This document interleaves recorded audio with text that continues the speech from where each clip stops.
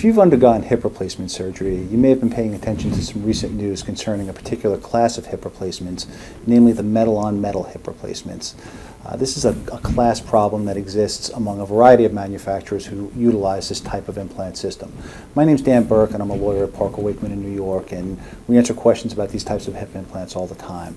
Essentially, what a metal-on-metal hip implant is a metal cup that fits into the pelvis and a metal ball that fits on the end of your femur. And when those two portions connect to one another, they replicate the motion of your natural hip joint. The problem with these metal-on-metal hips is basically that the friction of the metals rubbing together causes the release of metal particles and metal ions.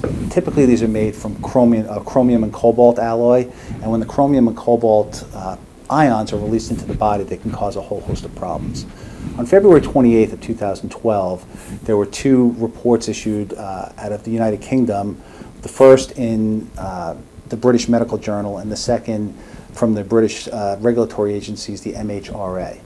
The British Medical Journal article calls into question the metal-on-metal hip implants insofar as their ability to cause a number of adverse conditions, one of which is cancer.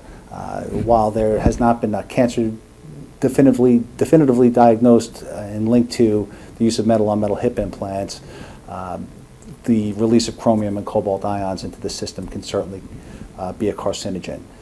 In addition to the carcinogenic potential of these metal-on-metal implants, the BMJ article also calls into question their ability to cause tissue necrosis and tissue damage and bone loss, all of which may ultimately lead to the loosening of the implant and the failure of the implant, necessitating that it be revised or removed and replaced.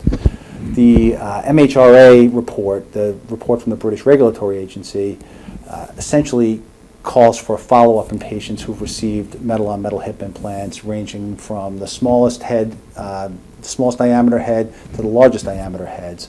And the follow-up that's called for ranges anywhere from annual visits with physicians to more technologically advanced MRIs and chromium and cobalt ion testing, and in many cases recommends revision surgery for patients depending on the levels of chromium and cobalt found in their bodies.